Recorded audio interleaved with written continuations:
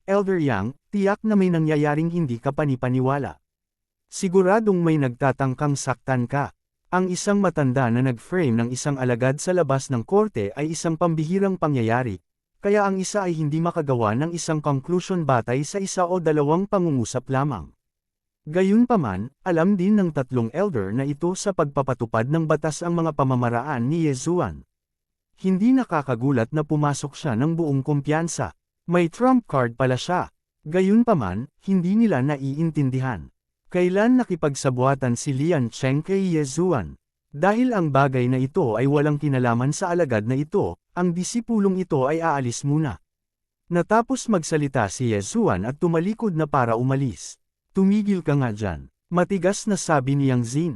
Hindi siya naniniwala na ang bagay na ito ay walang kinalaman kay Yezuan. Kuya Yang, may iba pa ba? Lumingon si Yezuan para tingnan si Yang Zin. Sa tingin ko ang bagay na ito ay may kinalaman sa iyo. Dapat kang manatili at mag-imbestiga, galit na sabi ni Yang Zin. Gayunpaman, sa sandaling ito, isang figure ang biglang sumugod sa law enforcement hall. Ang taong ito ay ang bunsong anak ni Yang Zin, si Guo Liang.